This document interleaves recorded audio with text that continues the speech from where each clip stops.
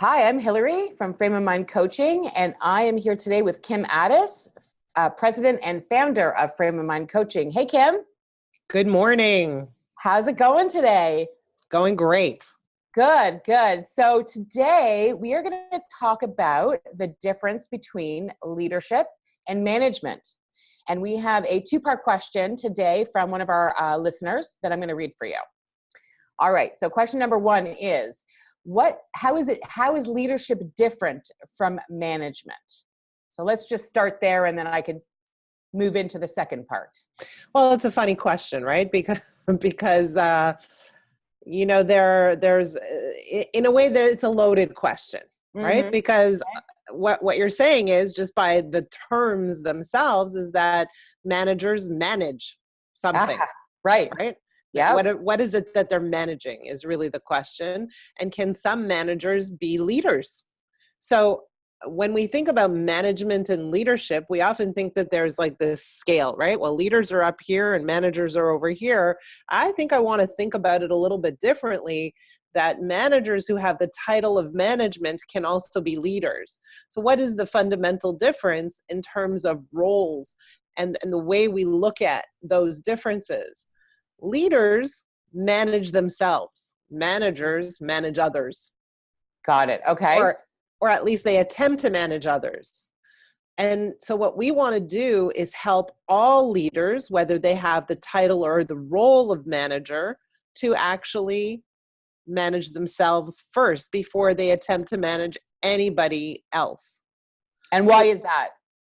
Well, first of all, it's very difficult to actually manage others, right? We think that we have control over others, that we can kind of move them along in a certain way, but we fail to understand that they are responsible for themselves. Mm-hmm. And that ultimately our job is to manage ourselves. And when we do that, we're in a much stronger position to influence others, to live up to their potential and reach common goals. So I'm less a fan of management in the traditional sense than I am a fan of leadership, self-management, and really powerful influence.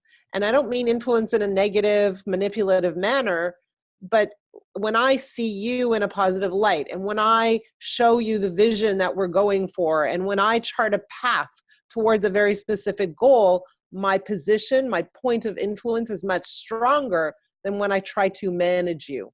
Right. And at that point, you're leading me, guiding me, as opposed to manage me and telling me what to do. Exactly.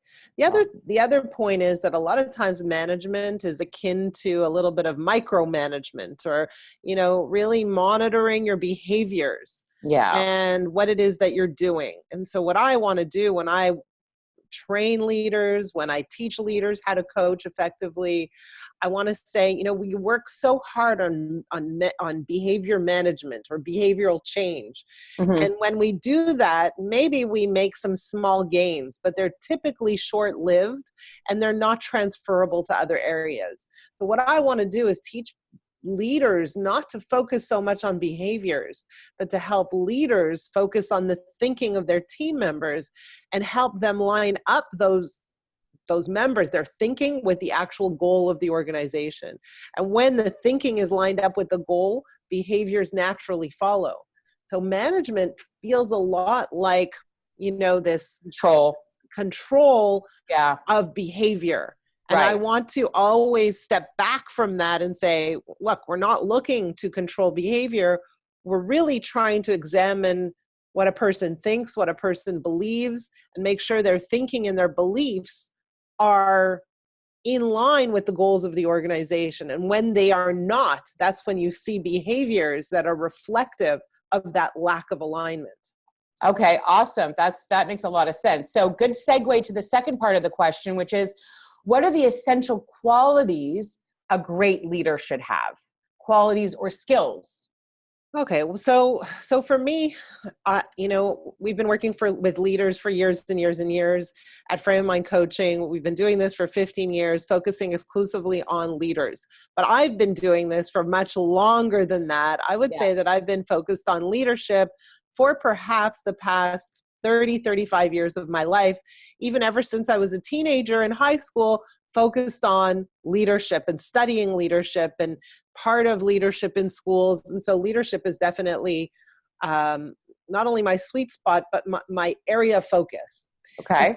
So what I've discovered over those lots of years is that extraordinary leaders tend to think in ways that are different from other people. And I have discovered that they have 3 key thinking strategies that other people don't have. Okay, what are those strategies? So the first one is that extraordinary leaders, first and foremost, look at how they think and how their thinking impacts their outcomes. So when they get stuck, when they get trapped, when there's a situation they don't know how to solve, when they feel frustrated, agitated, impatient, what they do is they ask themselves a critical question. And that critical question is, how am I thinking about this situation? And what do I believe to be true about this situation that's causing me to feel stuck? And very often, because I work with a lot of these leaders, I encourage them to write down what they believe to be true about these situations or this particular situation. And what we discover is that it's a person's thinking that causes a bottleneck over and above any other factor.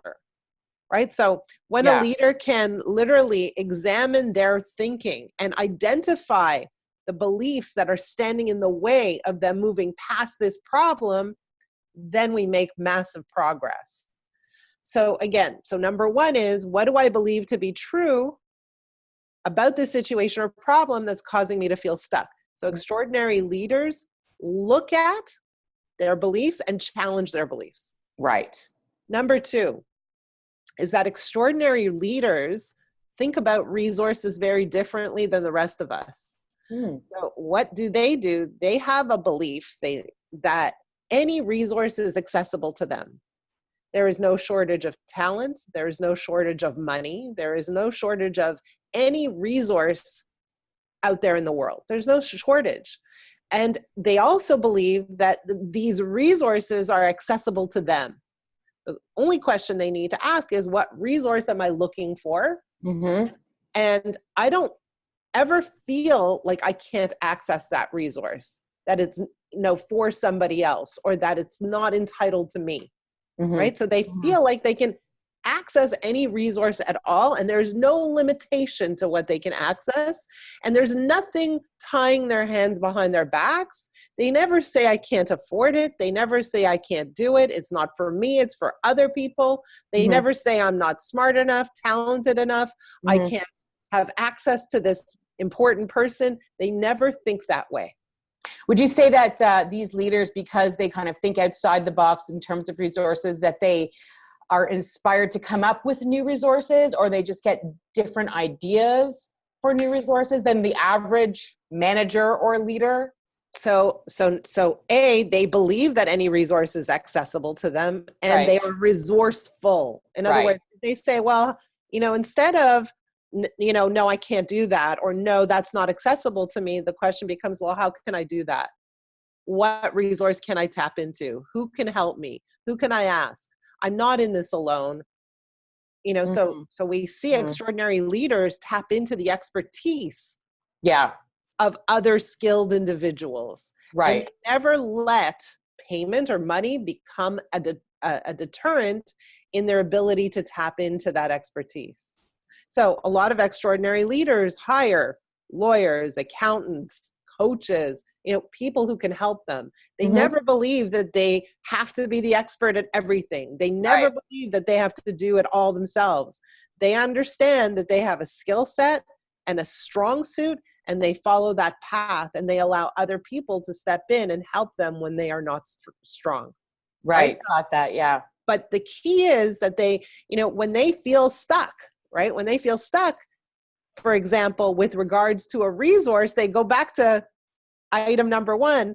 What do I believe to be true about this resource that's causing me to feel stuck? And they challenge those beliefs. Right. Got it. Yeah. Now we're back in number 2, which is, what resource do I want? Right. It opens the door for all sort of possibilities and opportunities when you look at your thinking and what you Right. believe to be true. Right. Okay. So And then let's you, stay there for 1 minute before we go okay. to number 3. Yeah. So going back to that is that extraordinary leaders are very solution focused. So what does that mean? There's a problem. They don't say, forget it, we can't do this. They don't say, we can't afford it. They don't say any of those things. Or sit in the problem for too long. Right. So what they're able to do very quickly is pivot or turn themselves to thinking about solutions. Right. So they don't focus on the problem only. They focus on, how do I solve this problem? Right. It has to do with being incredibly resourceful. Mm. The third thing that extraordinary leaders do is that they are very, very focused on what they want, on what they really, really want. So, and they are focused like with blinders on. They have a goal and nothing distracts them from that goal. They don't veer off course easily. They don't get thrown off, right? So they stay on track and they have a very clear vision of where they're headed. And nothing pulls them away from that vision. Mm-hmm. When you ask them what is it that they really want, they can verbalize it with ease. Mm-hmm. So we've come across lots of clients that we've spoken to that when we ask that question, what do you really, really want? They don't know the answer. So would you say that, certain type of leader, those people really know what they want because they've identified their thinking. They kind of like look deep down and kind of analyze what the right step is or what they should be going after. Well, if we take it one step further, what we're really saying is that extraordinary leaders are very, very in touch with themselves. They do the work of self-discovery, of knowing who they are and what they want and why they're here and what matters to them and what's the single most important thing.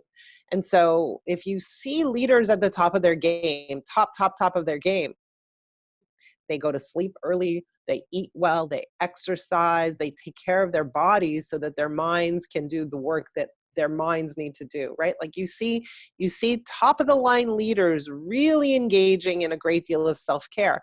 Yeah. But the key here is extraordinary leaders take the time to do their own personal development work. And those leaders are clear-minded. Those leaders have a clear vision. Mm-hmm. But what we do see is a lot of leaders who don't take the time for that, who say, I don't have time for that. Who has time for that? That mm-hmm. looks like belly gazing. But those leaders who are clear about where they're going and why they're going there have a much easier time getting there. Mm-hmm. Mm-hmm. Right? So that's very important.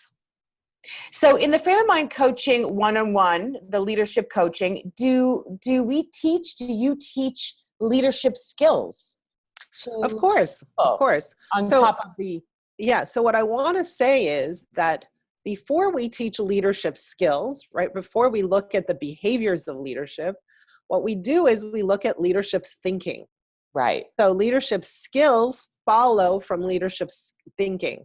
So what we do is we teach leaders to think like extraordinary leaders. That's what we do. And so we look at how they think and how their thinking lines up with their goals. And we also look at how they think and how sometimes their thinking doesn't line up with their goals. And what we do is we help them line it up so that it's really easy for them to get to where they want to go. Mm-hmm. Mm-hmm. So, it's not so much about leadership skills because skills follow thought. Right. First we think, then we behave. Right. A lot of times in coaching, not in the Frame of Mind coaching world, we're only looking at the behavior. For us, behavior is an indicator of how someone thinks. Right. But we're really looking at the thinking. We're starting at the beginning. We're starting at the source. First we think, then we behave. And if we can help somebody line up their thinking with their goals, life becomes a lot easier. And then those leadership skills just kind of automatically fall into place naturally. Right. And sometimes you're thinking. Yeah. Sometimes it needs a little tweaking, right? Sure. Sometimes it needs a little muscle, a little work, a little practice, but that's okay. Yeah. Without the thinking component, the skill part is impossible to put in place. Sure. Right? That makes sense. Yeah, absolutely. Love this topic. I'm sure we can talk about this forever and ever, leadership and coaching and management and the differences between the two. But I think we're rounding the corner at the end of our podcast here. So I wanted to give our listeners the opportunity to have a complimentary coaching call with us to get a flavor for how we coach and discuss any challenges that they might want to, bring up on that call. So visit frameofmindcoaching.com and sign up for a complimentary coaching call. You are in good hands and you will love it. I look forward to speaking to you again, Kim. Until we meet again. Thank you.